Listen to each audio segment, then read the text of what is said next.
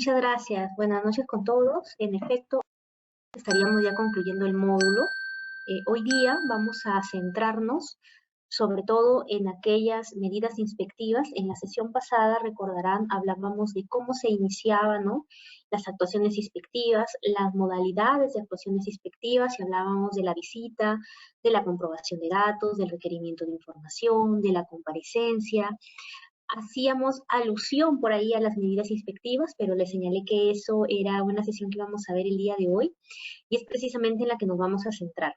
Ahorita están viendo la presentación del PowerPoint, en donde he tratado de resumir los aspectos más importantes referentes a las medidas inspectivas. Sin embargo, tal como lo hemos venido haciendo en las sesiones anteriores, vamos también a ir a la directiva, ¿no?, para ver las particularidades o algunos pormenores que se hayan detallado allí respecto precisamente de las medidas inspectivas. La directiva, ustedes, entiendo, ya se las han compartido, entonces parte del material de nuestra clase. Entonces vamos a ir iniciando. Ya. Como ya les había señalado, ¿no?, hemos venido en todo este desarrollo de nuestro curso. En nuestra primera sesión vimos el sistema inspectivo, ¿no?, todos aquellos componentes de este sistema, cuáles eran sus funciones de cada componente del sistema inspectivo. Luego, en una segunda sesión, vimos acerca del inspector, ¿no?, cuáles son esas facultades que tiene el inspector, las limitaciones, en qué momentos debe abstenerse el inspector de ejercer su función inspectiva. Hablamos de las actuaciones inspectivas también, 1, y en la clase pasada vimos esta parte, ¿no?, actuaciones inspectivas 1, porque las medidas inspectivas que vamos a ver hoy forman parte también de las actuaciones inspectivas, ¿bien? Entonces, el día de hoy, en esta sesión 3 que ustedes ven aquí, nos vamos a centrar en las actuaciones inspectivas 2. Vamos a terminar el desarrollo de las actuaciones inspectivas, y en la siguiente sesión, que es el día de mañana, para recuperarla del día miércoles, en donde les pido 1000 disculpas, tuve unos contratiempos y no pude estar con ustedes el día miércoles, pero vamos a hacer la recuperación como corresponde de esas horas para poder finalizar nuestro módulo como corresponde. Entonces, el día de mañana voy a iniciar con un resumen de todo el proceso de las actuaciones inspectivas hasta su fin, y nos vamos a quedar ya finalmente hablando de aspectos relevantes distintos a la fiscalización, ¿no?, en donde les adelanté, vamos a ver este tema de las cartas inductivas, por ejemplo. ¿Bien?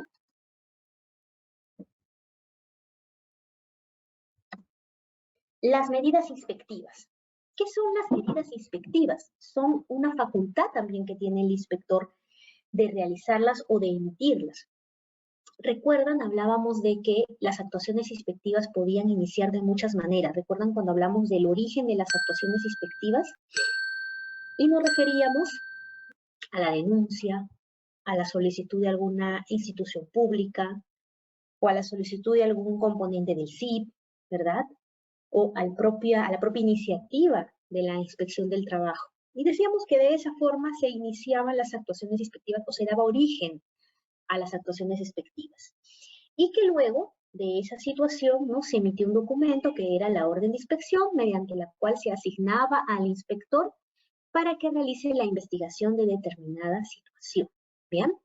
Decíamos que este inspector, cuando recibe la orden de inspección, cuenta con un plazo de 10 días hábiles para poder dar inicio a sus actuaciones inspectivas, y que una vez que daba inicio a sus actuaciones inspectivas, tenía que cumplir el plazo estipulado en la orden de inspección, que legalmente no puede ser mayor a 30 días hábiles, prorrogables por única vez por 30 días hábiles más en caso de que la materia se haya tornado compleja. ¿Bien? Entonces, miren, todo eso hemos visto en la sesión anterior.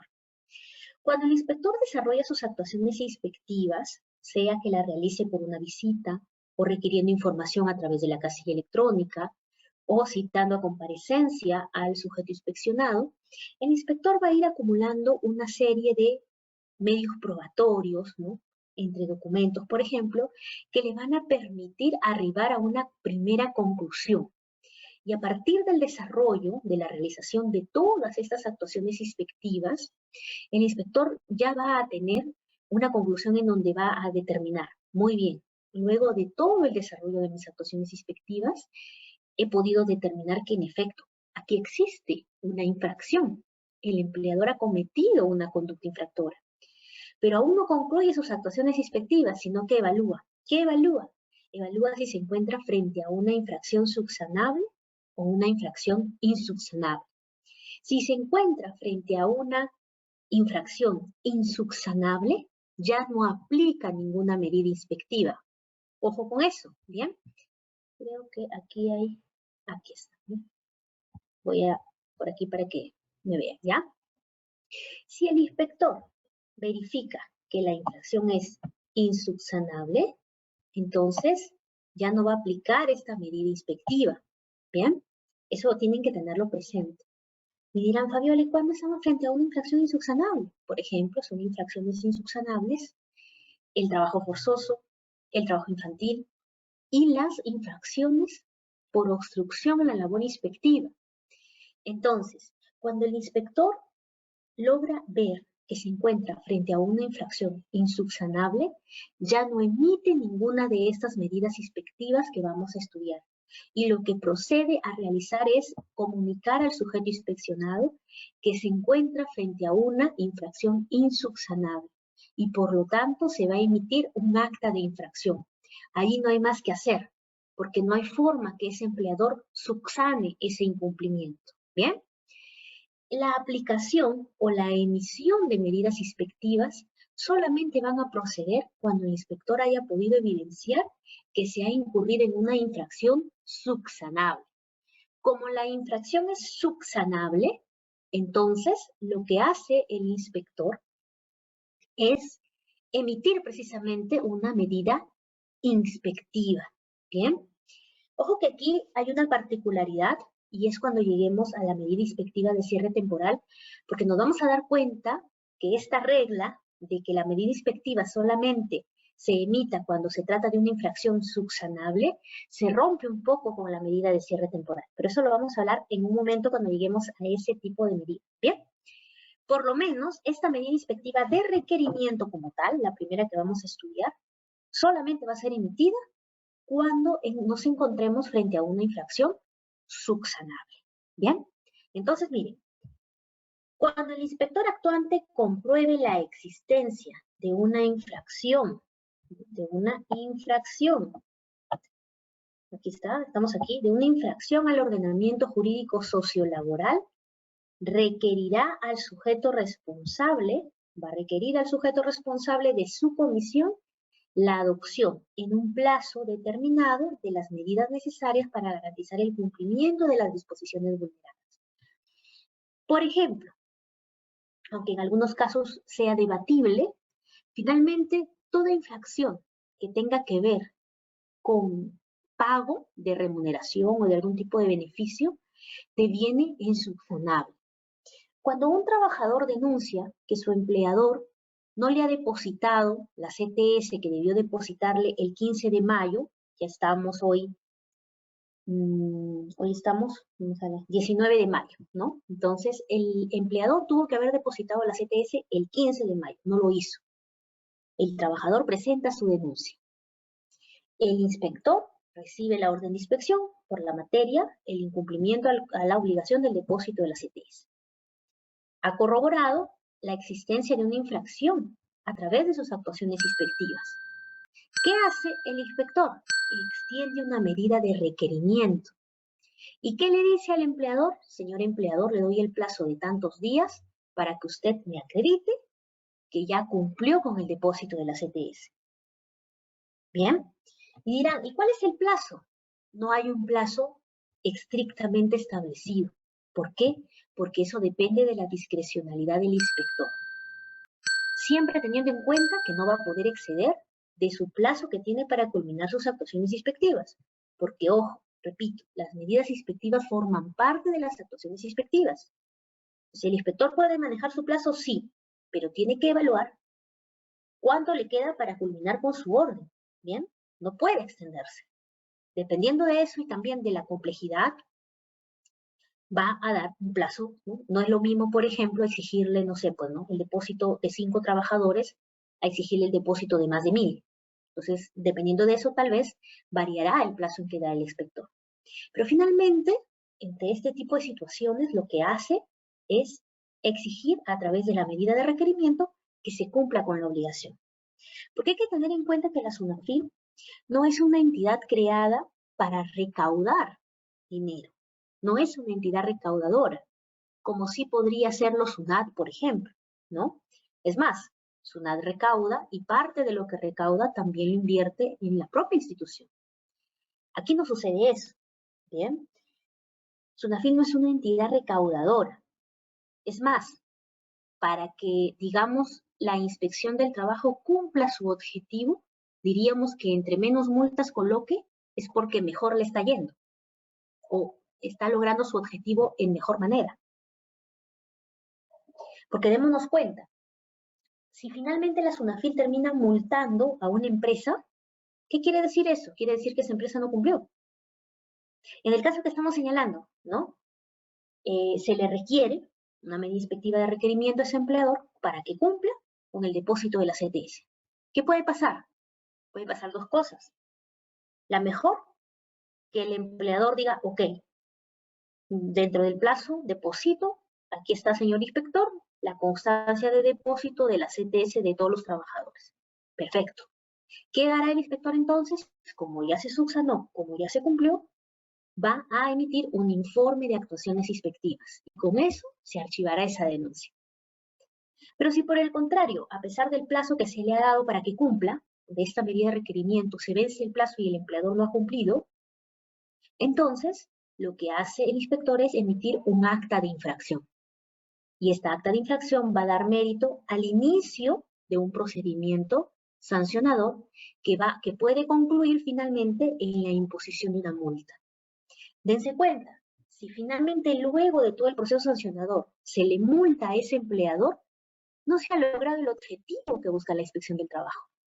Porque a ese empleador se le multa y puede que incluso pague su multa, pero ese trabajador que denunció seguirá con su derecho vulnerado porque hasta ahora no le pagan su CTS. ¿Se dan cuenta? Por eso les decía que en realidad el panorama ideal es que mientras menos pongo, el panorama ideal para la inspección del trabajo es que imponga menos multas. Porque cuando la inspección del trabajo arroja resultados, en donde al año ha impuesto la mínima cantidad de multas a empresas, eso quiere decir que sus denuncias, por lo tanto, han logrado el objetivo que busca el trabajador o la organización sindical denunció. ¿Bien? Hay por aquí unas consultas. ¿Toda infracción de pago es subsanable? Sí. A ver, salvo que se me escape alguna. Remuneración, CTS, gratificaciones, horas extras, utilidades. Sí, todas vendrían en subsanables, ¿eh? No hay alguna por ahí que se esté escapando, ¿no? Todas resultan subsanables, porque lo que se le va a requerir es que cumpla con el pago. En tanto cumpla con el pago y con los intereses, ¿no? Claro está, porque dense cuenta que en este caso va corriendo un interés legal, ¿no? Entonces tendría que cumplir también con ese interés. ¿Y qué sería no subsanable? No subsanable ya les señalaba, ¿no? Por ejemplo, las infracciones, expresamente el reglamento de la Ley General de Protección del Trabajo señala que es insubsanable las infracciones en materia de trabajo infantil, de trabajo forzoso, y las infracciones de obstrucción en la labor inspectiva. Bien, también, por ejemplo, por su propia naturaleza, un accidente de trabajo es una infracción insubsanable. No hay forma de que subsanes un accidente, ¿cierto? Entonces, por allí vendrían esas insubsanibilidades. Bien. Ahora, en materia de prevención de riesgos laborales requerirá que se lleven a cabo las modificaciones necesarias en las instalaciones, montajes o en los métodos de trabajo para garantizar el derecho de seguridad y salud de los trabajadores, ¿no? Si el inspector, verifica que hay determinado riesgo porque de repente hay un montaje de una instalación mal puesta, va a requerir que se modifiquen estas situaciones, ¿bien?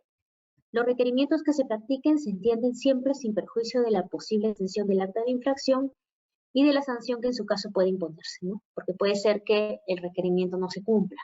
Entonces, igual, de todas maneras, se va a imponer el acta de infracción.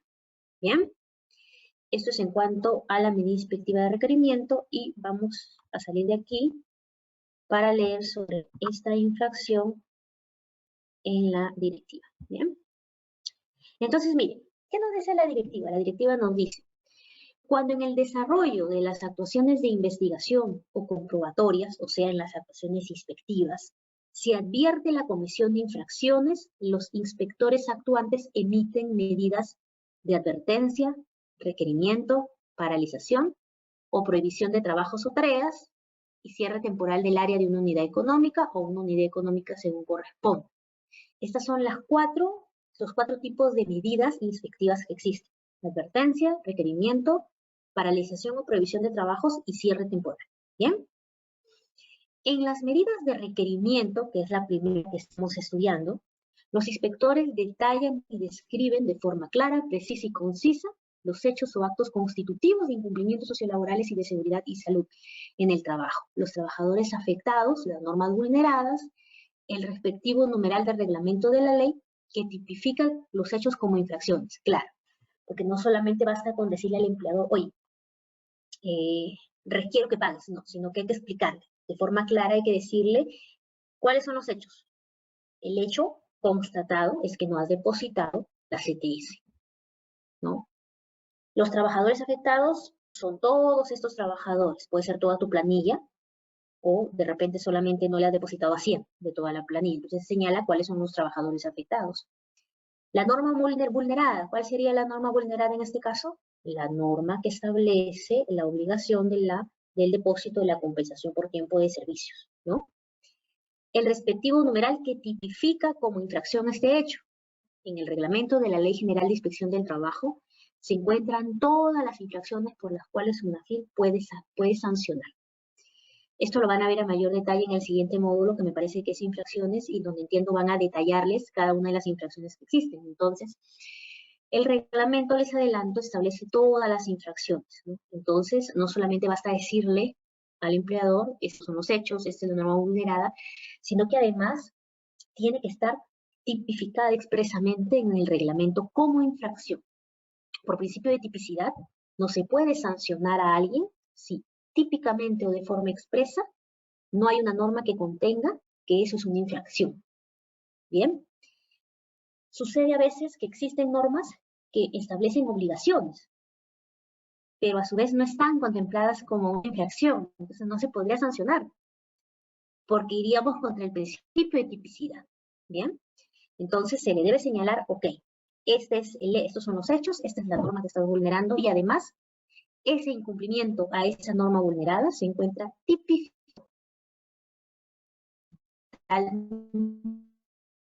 del reglamento. Bien, tenemos una infracción que es no otorgar de forma íntegra la compensación, no depositar íntegra y oportunamente la compensación por tiempo de servicios, tipificado como tal en una infracción. Bien, dichas medidas únicamente son emitidas cuando las infracciones, como les decía, constatadas son de naturaleza subsanable, lo que significa que los hechos de la vulneración del derecho o del incumplimiento de la obligación pueden ser revertidos. Es insubsanable cuando no se puede revertir las consecuencias de ese hecho. Bien.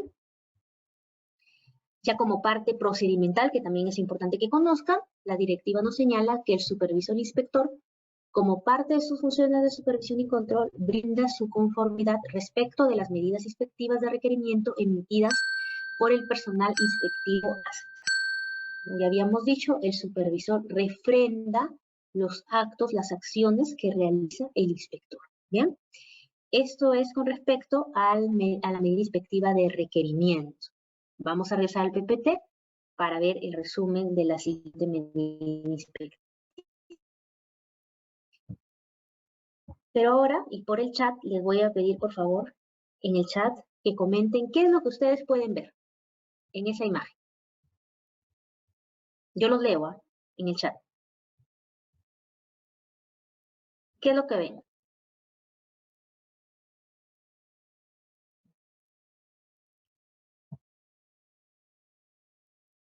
Y por favor, participen para hacer la clase dinámica. Actos y condiciones subestándar. Muy bien, Carlos. ¿Cuáles serían esos actos? Mucho más preciso. A ver, colóquenme así. Hay falta de EPPs, ¿ya? Falta de uso de protección individual y colectivo. Bien. Actos inseguros. Bien. Específicamente, ¿qué dirían que le falta a esos trabajadores? ¿O a qué riesgo están expuestos?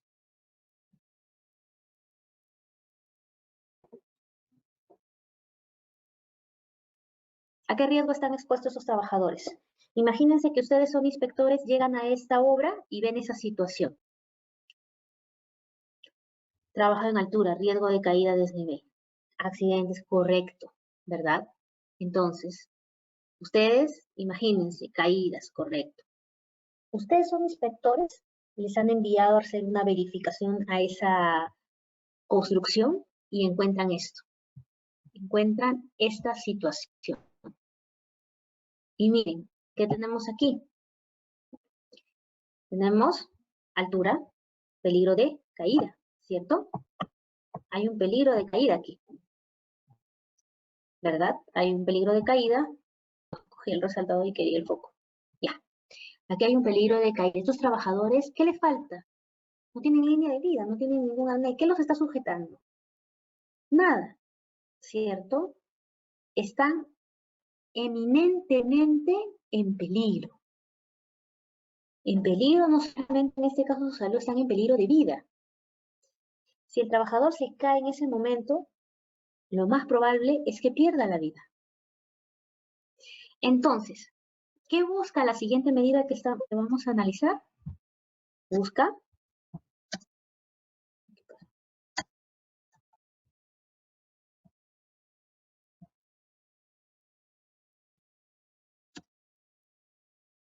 Busca evitar que suceda ese acto.